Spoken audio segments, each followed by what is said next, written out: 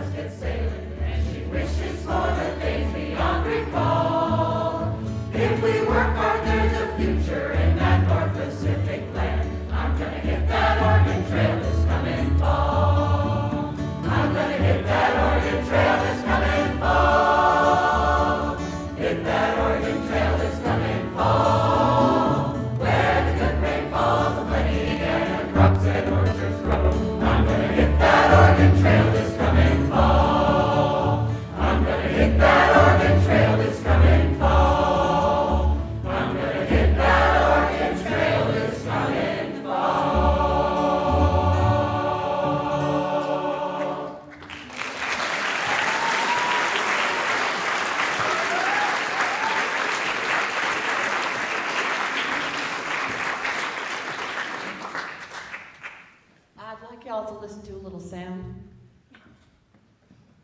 A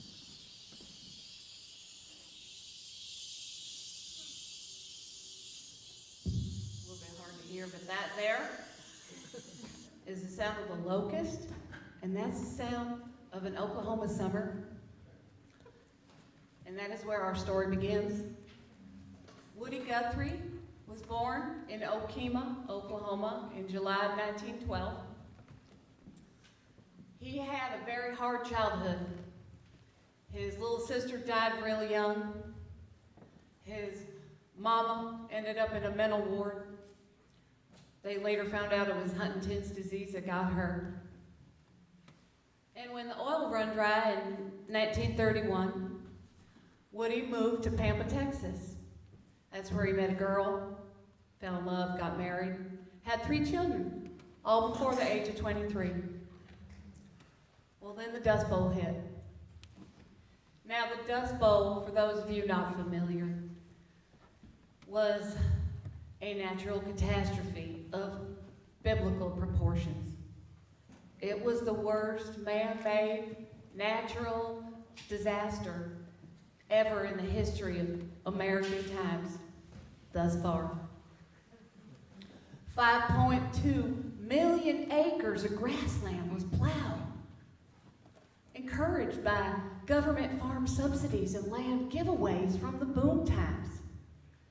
And when the drought come year after year and hit that exposed dry land, the dry topsoil formed a cloud of dust a mile high.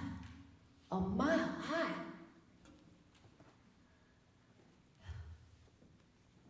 It took livestock down, it took crops down, it took people down. Kids couldn't go outside because their skin would blister and their eyeballs would burn. And when that hit Texas in 1935, Woody left his family, he left them behind, and he walked west. He was broke, he hitchhiked, he rode the train, and he was in good company. So many other Dust Bowl refugees headed the same way. In fact, they rose the population of California by 20%. They were impoverished, they were desperate, and they were not well liked. Many of them become migrant farm workers, moving from camp to camp, following the harvest. We can hope that they felt just a little bit of hope back then.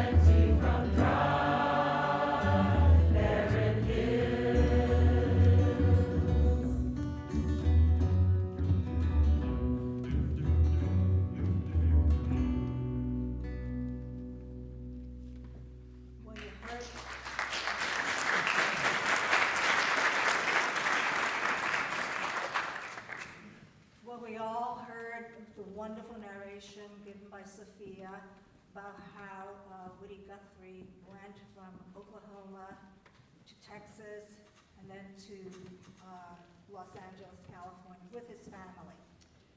In Los Angeles, Woody washed dishes and did odd jobs until eventually he landed a job on the radio singing folk songs. He quickly gathered an audience of Okies living in those migrant camps. He took up social justice causes and became known for his commentary supporting unions trying to improve conditions for the migrants. He went to sing at picket lines and rallies. Woody strongly identified with his audience, whom he considered the common people, and adapted to an outsider status along with them.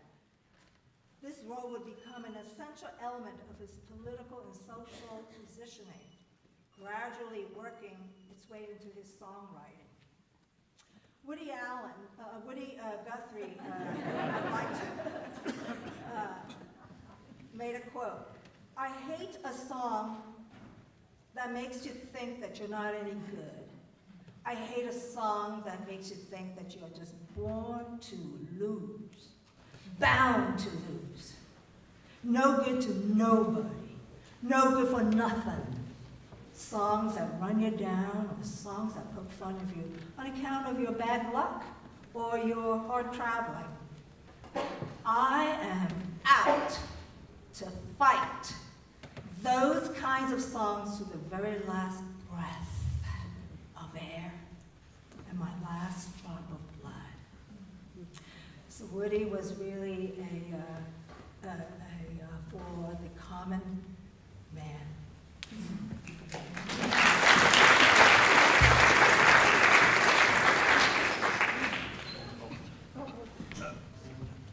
Just me. That's just you, all right.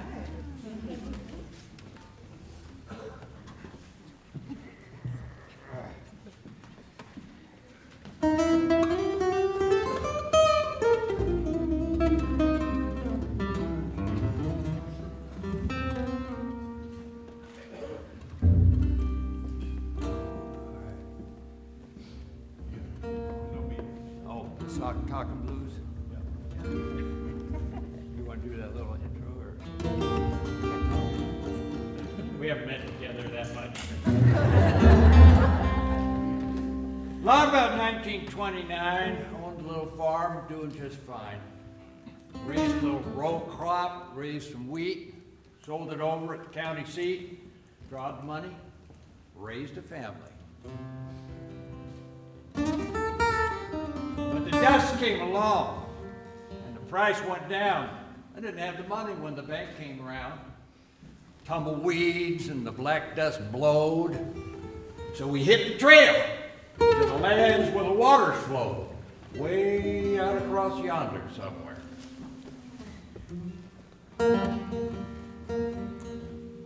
Well, the hot old rocks and the desert sand made my mind run back to the Dust Bowl land. But my hopes was high, and we rolled along to the Columbia River up in Washington. Lots of good rain. Little piece of land, fella might grow something.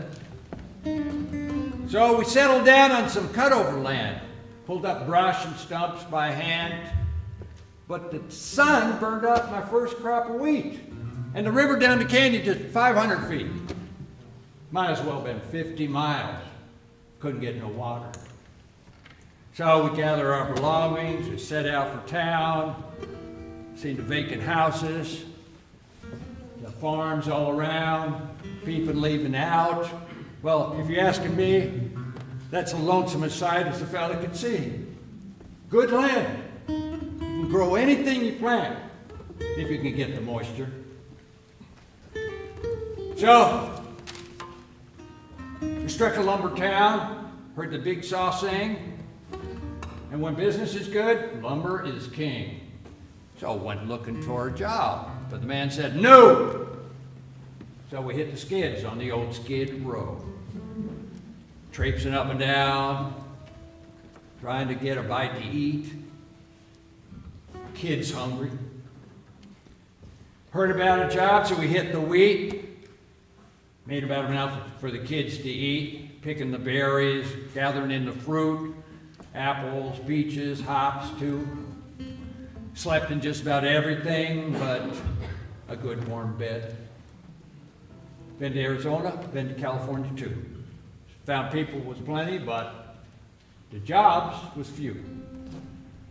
Must be like that old fella said, when there ain't enough work, then business is dead. You know, kind of halting a little bit there. Ain't no money changing hands, just people changing places, wasting gasoline and falling around. But what we need is a great big dam.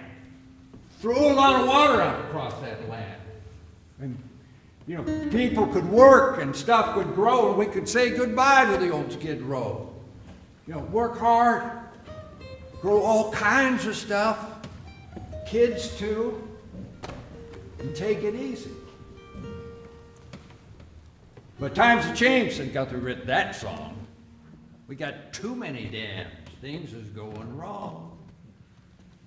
We make a lot of food, electricity too, but we still don't have a way for those salmon to get through. Now that's a puzzler, that is. Better think about that. Those salmon might move to Russia.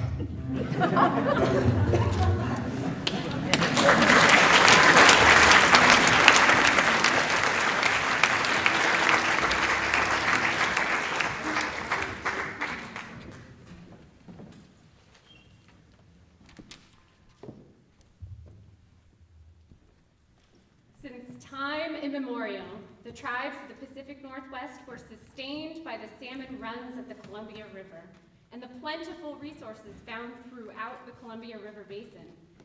Each year, thousands of people would gather at major village sites all along the Columbia River to trade, feast, participate in games, and do ceremonies. In the lower reaches, that's below Bonneville Dam, lived the ancestors of members of the Confederated Tribes of the Grand Ronde, the Cowlitz people, and those belonging to the Confederated Tribes of the Warm Springs Reservation. In the middle reaches of the Columbia River were the ancestors of people belonging to the Confederated Tribes and bands of the Yakima Nation, those making up today's Confederated Tribes of the Umatilla Indian Reservation and the Wanapum people. And in the upper reaches, that's above Grand Coulee Dam, were the ancestors of 12 bands that compose the Confederated Tribes of the Colville Reservation today, plus the Spokane people and their neighbors belonging to the Nez Perce, Coeur d'Alene, Kalispell, and Kootenai tribes also passed through the Columbia River Basin on their seasonal rounds. Salmon, or saula in local Lushootseed, is and was the major food resource for all these people. Salmon also spiritually connects Native people to their homelands. For example, the waterfalls that blocked salmon passage upriver were ideal spots for fishing. Celilo Falls, also called Echo of Water on Rocks, and Kettle Falls, called Noisy Water, were two traditional fishing places on the Columbia River. During the spring floods, it's said that 10 times more water passed over these waterfalls than passes over Niagara Falls today. And legends tell of salmon runs so great that people could walk across the river on the backs of the spawning fish. I'm sure you've heard that one before.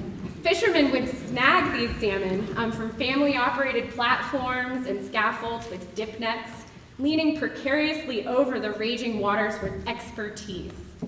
In the Columbia Basin, the care of salmon and its environment is part of tribal identity.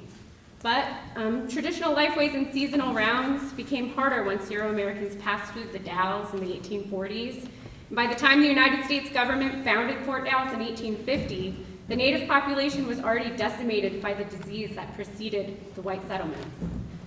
Through treaties, such as the Treaty of Camp Stevens, signed in 1855, that's the treaty that most of these folks signed. The indigenous communities in the basin faced enormous pressure to cede their lands in exchange for reservations and rights to hunt and fish in their usual and accustomed areas. That's an official term. Treaty rights are not rights that are granted to tribal nations by the United States, but rather they are inherent sovereign rights set by the tribes. Traditional ways of life changed really greatly after the tribes moved onto the reservations that were set up by those treaties. They were often really far from home. But despite their removal, tribal members maintain their connection to their homelands, and they are still here today.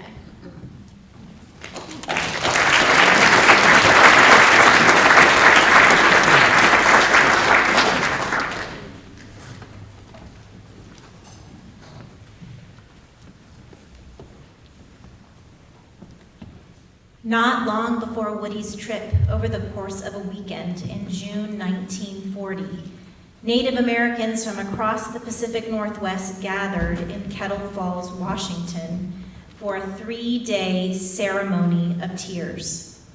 Tribal members knew that the falls and the salmon would soon be gone forever. The Grand Coulee Dam, the massive structure that Woody Guthrie would call the mightiest thing man has ever done, would soon be completed, backing up the river and creating a lake behind the dam, submerging the falls under 90 feet of water. Also submerged would be the tracks of the Colville and Spokane Indian reservations, requiring the relocation of more than 1,200 graves. The salmon would be entirely cut off from a huge swath of their natural spawning ground.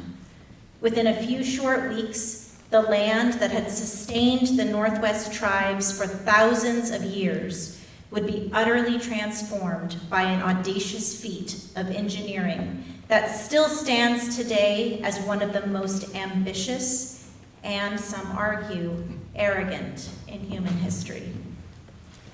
On June 1st, 1942, the first water overtopped the Grand Coulee Dam's spillway, consigning to the deep waters of Lake Roosevelt the famous Kettle Falls. Over 10,000 years of indigenous fisheries, traditions, and lifestyles fell beneath the choppy white caps of the lake.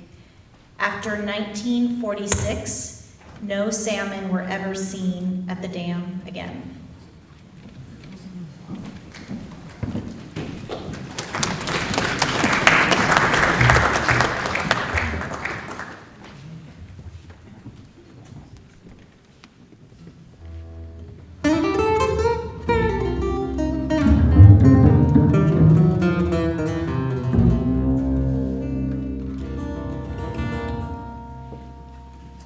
Good morning, Mr. Captain. Good morning, man. I'm just a stranger traveling through this land. Do you need a right good worker on your big Grand Coulee Dam?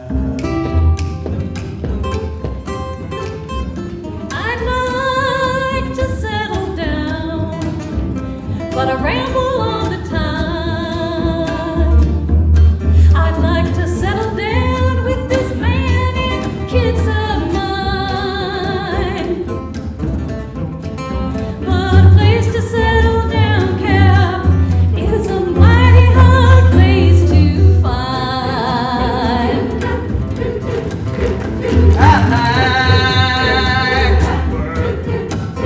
I work every time I can.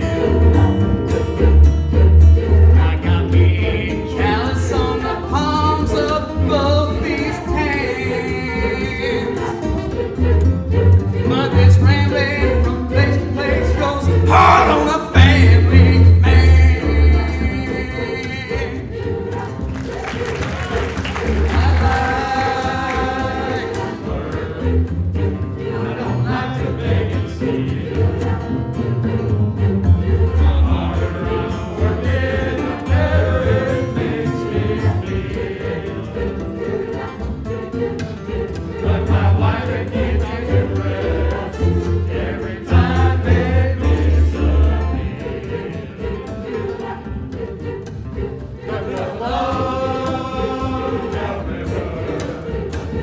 Roll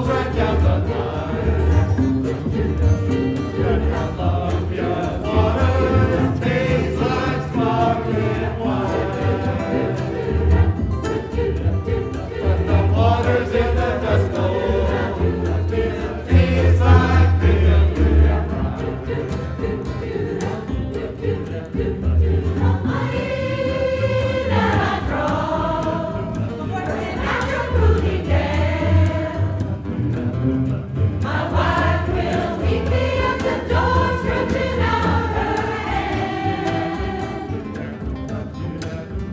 She'll make a little payment on our 40-acre tract of land.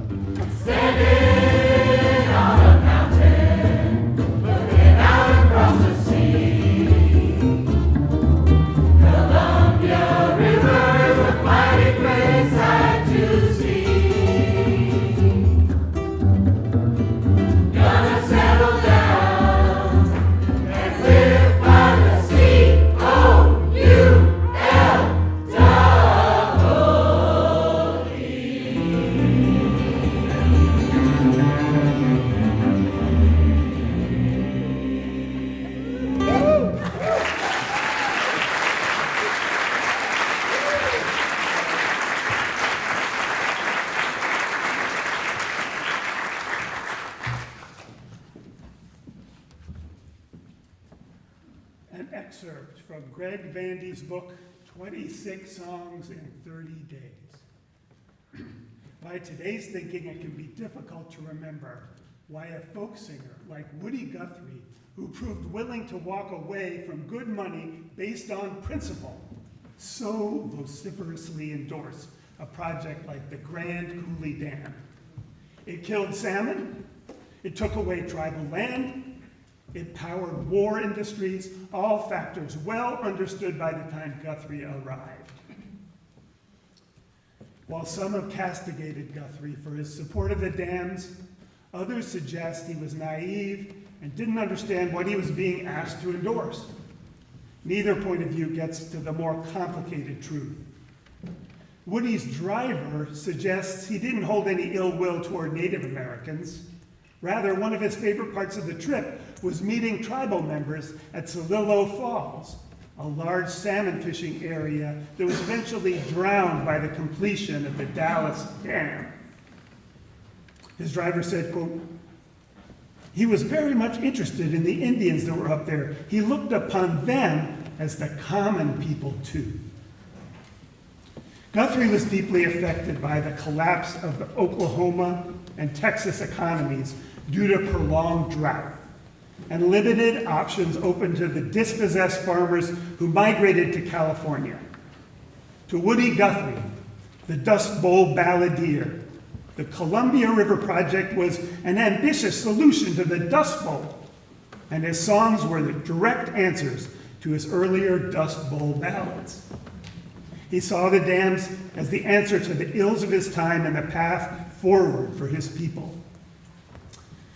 But there's undoubtedly a something-for-nothing quality to Guthrie's Columbia River work, a suggestion that damming the Columbia wouldn't diminish the wild character of the river he was clearly in love with, an ignoring of the profound effects the dam would have on the area's native people.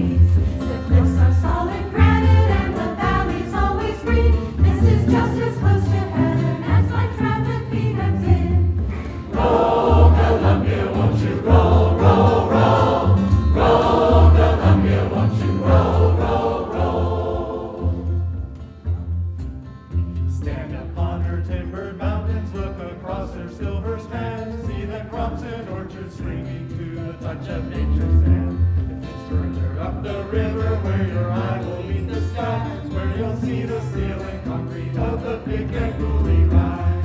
Roll, Columbia, won't you roll, roll, roll. Roll, Columbia, won't you roll, roll, roll.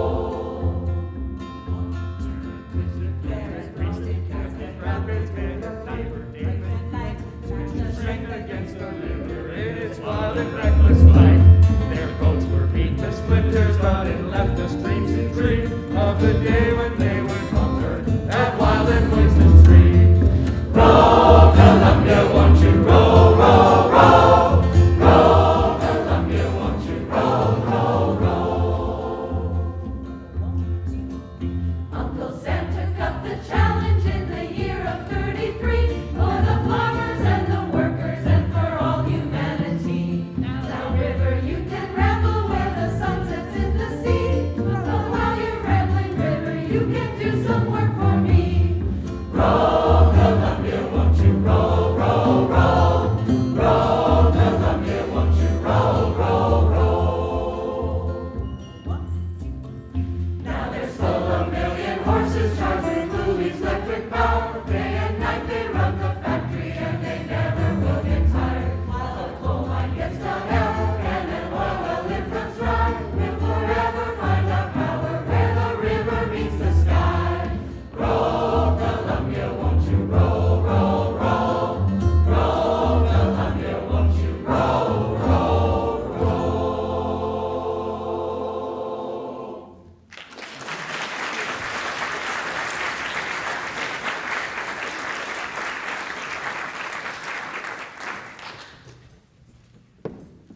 Grand Coulee Dam is a concrete gravity dam. Now, what's that mean? Well, it means it holds all that water back, 400 billion cubic feet of it, through its sheer mass alone. And it is massive, nearly a mile wide, 550 feet high. It's the largest concrete structure in America. It provides irrigation to nearly 1 million of Washington State's agricultural lands, making our state one of the most productive growing regions in the world.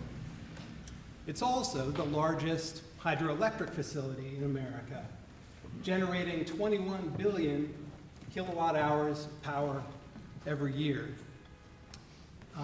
providing the Pacific Northwest with some of the cheapest, cleanest power in the land.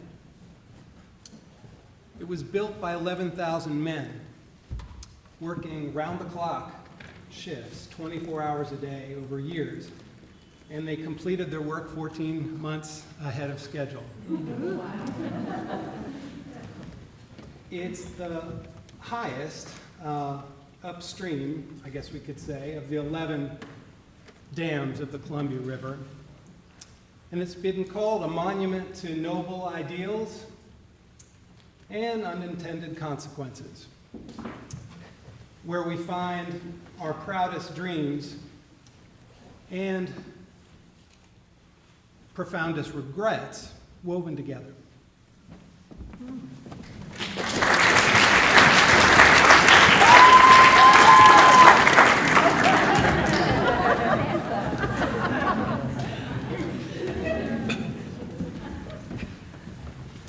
I'm just going to have a little moment to say how fun it is to see kids who grew up in the choir who are now visiting from college. Would you just stand up if you are a kid who, or not a kid anymore, but if you were a kid in the choir? There's quite a few of you in this.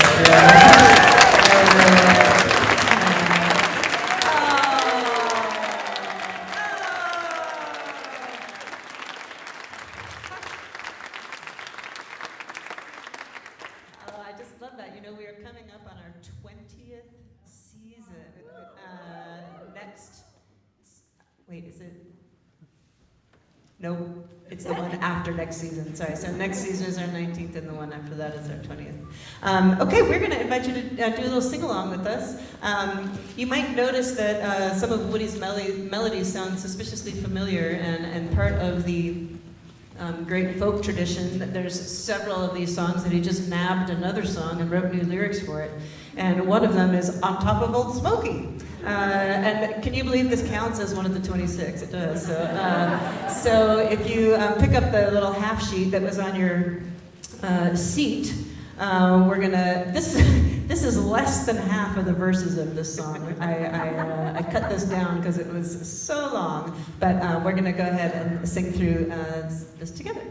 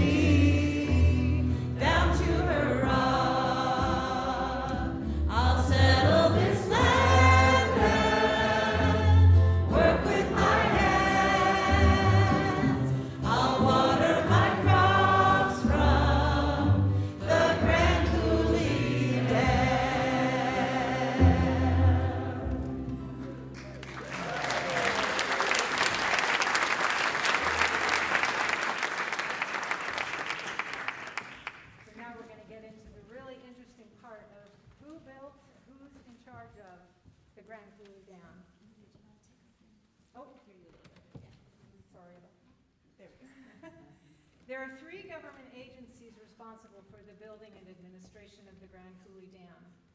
First, the Bureau of Reclamation, which supplied the design, engineering, and planning of the dam, and still manages its operations today. The Grand Coulee Dam was first proposed in 1918. The U.S. Army Corps of Engineers did a study and recommended the dam, and the project caught the attention of the Bureau of Reclamation. The U.S. Bureau of Reclamation was created to address water scarcity and lack of settlement in western states by improving water storage and transmission systems for irrigation projects. Attracting more residents to the western states was a top priority at that time, and the vast desert lands, unusable due to lack of water, were not enticing. The Bureau of Reclamation built dams, power plants, and canals in 17 western states. These water projects led to homesteading and promoted the economic development of the West. but the agency was nearly bankrupt by the time the Grand Coulee Dam was being proposed. The Bureau was revived with the election of FDR, who within the first 3 months of his term established the New Deal, infusing the agency with cash to fund these giant infrastructure projects. With those funds, the Bureau of Reclamation dammed almost every major river in the West, including the Columbia.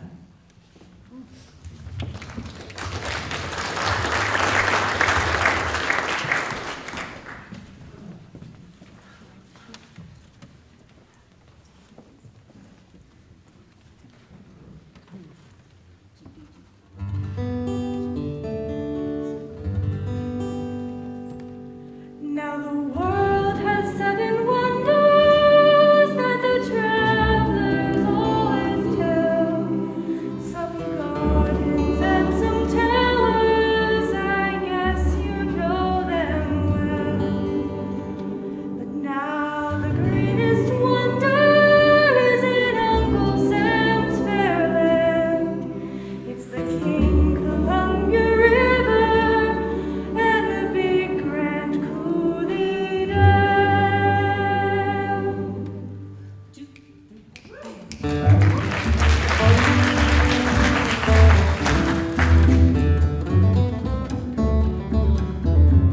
She heads up the Canadian Rockies where the rippling waters lie. Comes roaring down the canyon to meet the salty tide of the wide Pacific Ocean where sun sets in the west. And the big Grand Coulee country is the land I love the best. At the Umatilla Rapids, at the Dalles and at Cascades, mighty ones have carved a history of sacrifices made in the thundering, foaming waters of the big Salina Falls, in the big Grand Coulee country that I love the best of all. She went down the Grand Canyon, like a prancing, dancing stallion, dancing way to the sea. As it rides upon the biggest thing built by human hands, on the King Columbia River, the big Grand Coulee Dam. In the misty crystal glitter of the wild spray, in waters that watery grave. Well, before their boats of sprinters, we gave them dreams to dream. The day the Coulee came across that wild and wasted stream. For the farmer and the factory and all of you and me. He said, roll along Columbia, you can ramble to the sea. But river, while you're rambling, you do some work for me. Now in Washington and Oregon, you can hear the factories hum, making chrome and making manganese and light aluminum. There roars the flying fortress, gonna fight for Uncle Sam. So small upon the Columbia, like big Grand Coulee Dam.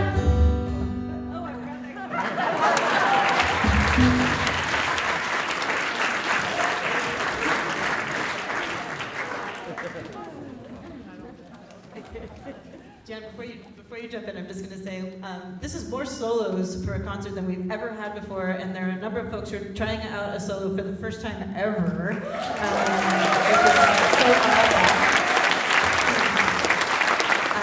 Which makes me so happy that you feel safe and courageous enough to give it a go, and thanks for all those folks who are volunteered. Go ahead. I think the microphone might be better. You know, that's true. Why don't we have you come over here, because that one's doing some weird stuff.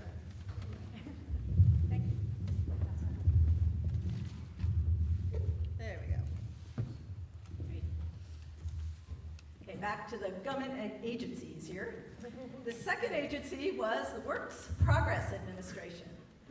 President Roosevelt created the WPA in 1935 as part of the New Deal. The New Deal began deep in the Depression, when national unemployment had hit 20%. The WPA hired millions of out-of-work men and women to carry out public works projects. They built 4,000 schools, 130 hospitals, 29,000 bridges, 150 airfields, 280,000 miles of roads. They laid 9,000 miles of storm drains and sewer lines. To alleviate topsoil lost during the Dust Bowl, they planted 24 million trees. At its height, the WPA employed more than 3 million people, and crucially, it hired 11,000 people to build the Grand Coulee Dam.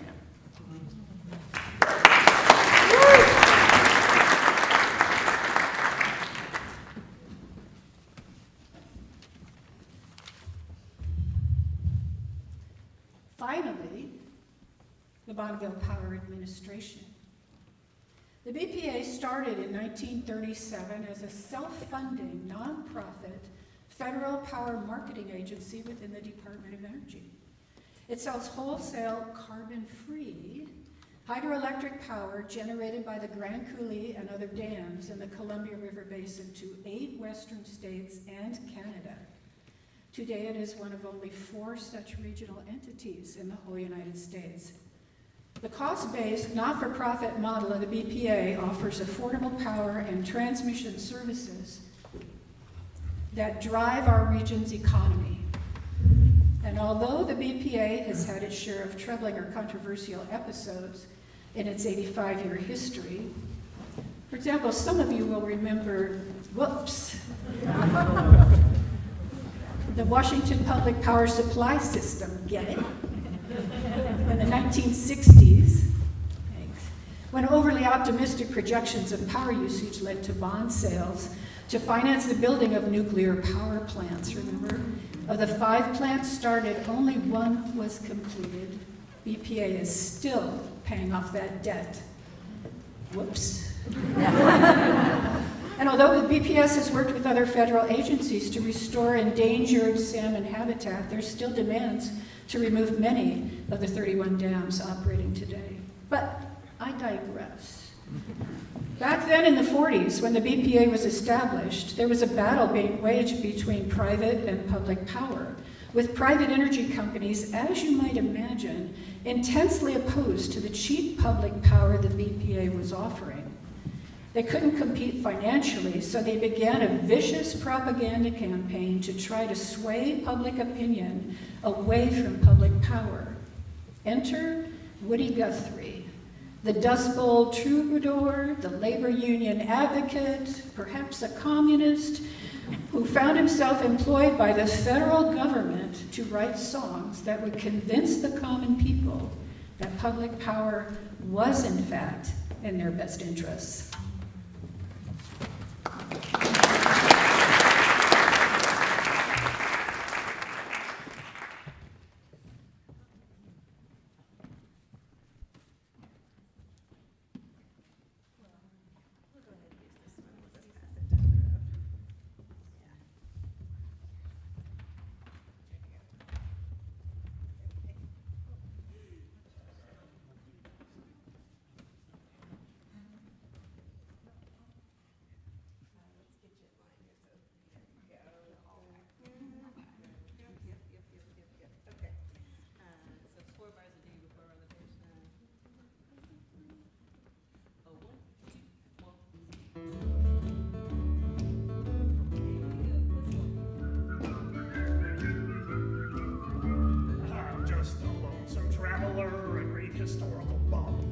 Highly educated, from history I have come.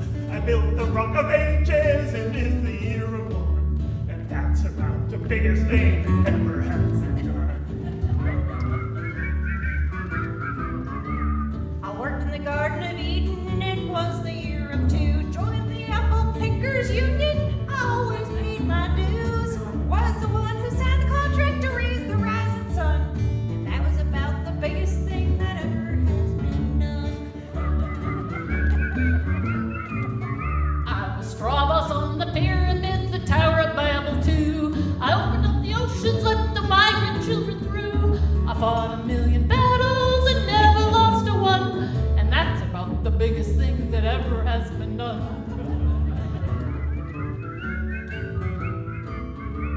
I beat the daring Roman and I beat the daring Turk. Defeated Nero's army with 30 minutes work. I brought the greatest leaders and licked them everyone. And that's about the biggest thing that ever has been done.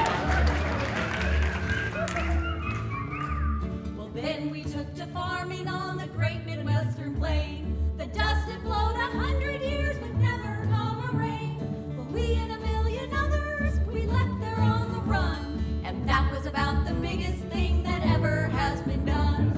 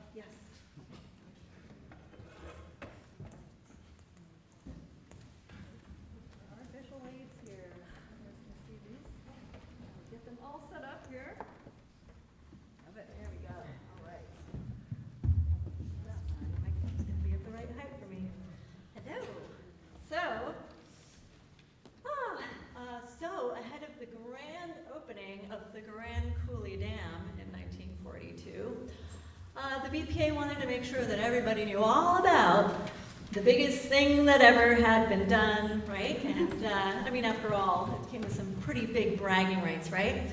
So how best to do that? Well, they thought about it and they thought, you know what? A film. We'll do a feature-length film, one that can really show all the benefits and the power of public power. So they knew that they wanted a folk singer to be part of this, and as you heard, they were looking around, and so they weren't sure at the time who they wanted, and so they said, you know what, we want a folk singer, and we bet this guy, Alan Lomax, will know exactly who to pick. And for those of you who don't know who Alan Lomax is, or you're sitting there wondering, you know, I know that name and I can't remember what it is he did. Well, Alan Lomax was, his legacy was as an ethnomusicologist was to record field recordings of traditional music and preserve them in the Library of Congress. So he knew a thing or two about music, and actually just a side story, because of him, he brought talent like Robert Johnson and Muddy Waters to the forefront of the music scene. So really fascinating legacy and history. So anyway, they asked him who he thought might be good for this role, and he said, you know, I might know somebody. And there we go, Woody Guthrie. He was a fan and friends with Woody, and he said, you know, hey, what do you think, Woody? And Woody said, you know, okie dokie, I'm all game for that, and I don't have anything planned. And so he packed his wife and kids and hit that Pacific northbound road to the BPA headquarters in Portland. So, a little reprise. So once he got up there, he was going to have a year to work on this project. And so there we have it. So a year to go to the site, to meet the people impacted, to learn all about it, to write the lyrics, to write the music, and record. More than enough time, right? Well, there would be a snag.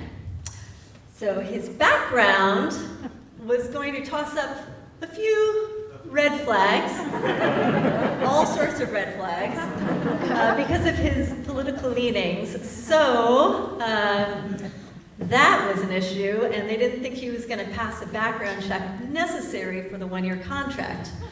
But the director of the film, Steve Cohen, was just so sold on Woody being the guy for the role that he said, you know what, I have an idea. How about we have him produce all the music so quickly that nobody will have even enough time to look at his background. So they said, yeah, we can do this. And so what was a year to do this became, making that 1 month.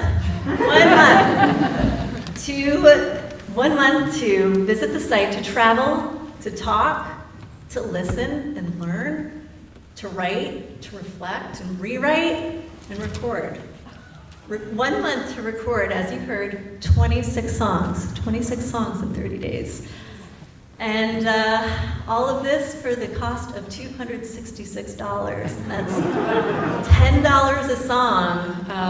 And if you think of that in today's market, that is just less than $200 a song. So, to all of this, Woody said, okie dokie.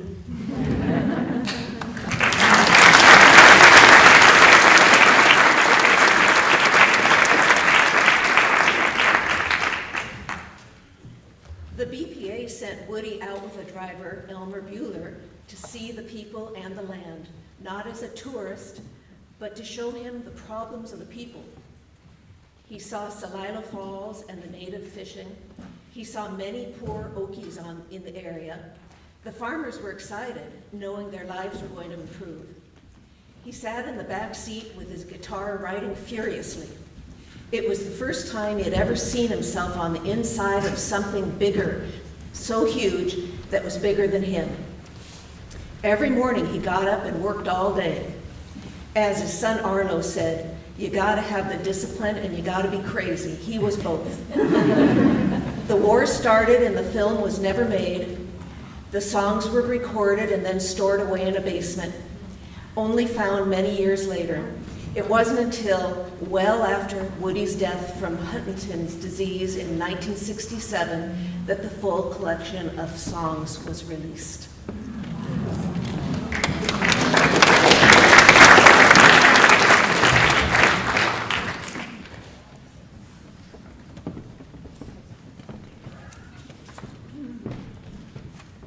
It's our last song. It's our last song. This one was a sing-along as well. This is, you want to mention the Confluence Project? I will, yeah. This one is the most famous song from this collection, Roll on Columbia. And many of us grew up singing it in elementary school. And we're going to invite you to just jump in on the chorus with us. Before I do this, in case any of you have to skedaddle, I do want to mention we have been able to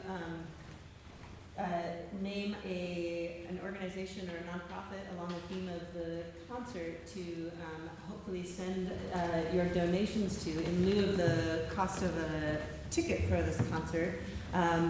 Unfortunately, Libby couldn't be with us tonight, but Libby is a longtime choir member. She pointed me to the Confluence Project. Yeah. Some of you already know about it. Fantastic. Okay, well, the Confluence Project is a multifaceted project. There's art at 7 different sites along the Columbia River with educational materials, and it's connecting people to the Columbia and the landscape through indigenous voices. So it's a tribal coalition, and they also are providing money for educators to go into classrooms to teach about the history of the Columbia and the indigenous people of the Columbia Basin. It sounds like, and maybe somebody knows a lot about them, they want to chime in, you're welcome to add to that. But if you look on your sing-along sheet, on the back is a QR code there. And I know we all know how to use QR codes now because of the pandemic, and the way that this one works is it takes you straight to the Confluence Project website. And I I spoke with their executive director today, and he made it so that you can make a donation to the website, and you don't have to enter your address, and you don't have to do all of the forms. So you disabled that. You do still have to enter your email address so they can send you a thank you. So if you go to that QR code, it will take you to the donation page for the Confluence Project. And you just enter your name, your email address, and make your donation. So it's still a bit of a process. Unfortunately, Venmo and all these, they don't serve nonprofits yet, which is a real unfortunate thing. And it makes it very difficult for a group of people like this to make a in-the-moment donation. But I do hope that you will take the time to do that. In fact, you can do it right now while these guys play a little intro to Roll on Columbia. Why don't you play it through a few times before we sing, so you guys can take your phones out and make a little donation right now to raise up Indigenous voices.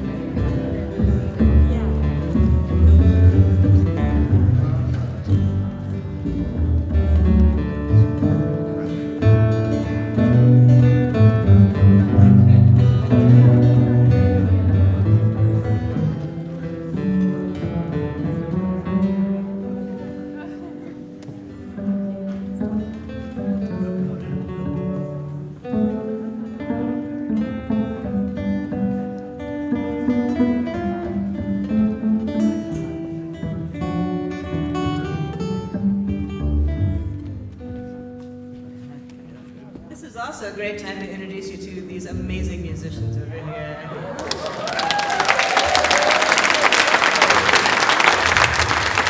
We have Marina Christopher on the bass.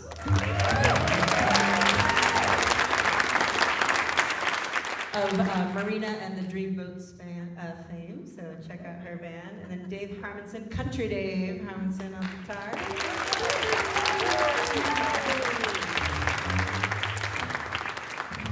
Thank you so much for being with us tonight.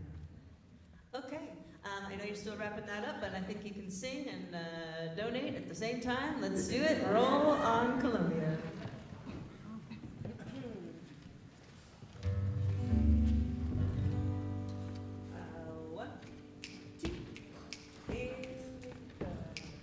Roll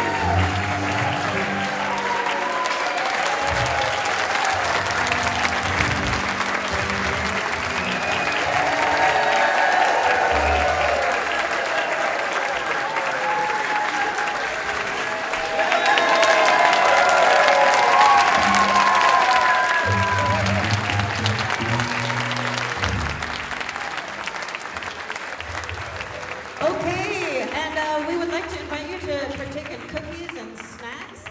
So if you give us just one, oh my goodness. Wow. Thank you so much. Amazing, beautiful. There's a reception right through this door. Give the choir just 2 seconds. They're gonna move these couple of risers. And remember guys, just to pick them up and yeah. And then we're gonna invite, there's a beautiful courtyard right outside. So you're gonna swing past the refreshments table, grab a cookie or two, and head out to the courtyard where we can take our masks off and enjoy the nice evening. It's probably raining, I don't know what's happening. Thank you so much for coming, and we're gonna start a new session in only a couple of weeks, which is going to be Nature the Musical Live. We're going to do a live version. If any of you heard the famous online version, we're going to be doing it live. So if you would like to sing with us, please come up and say hello, introduce yourself, and give me your email, and I'll let you know how to jump in. Good night, everybody.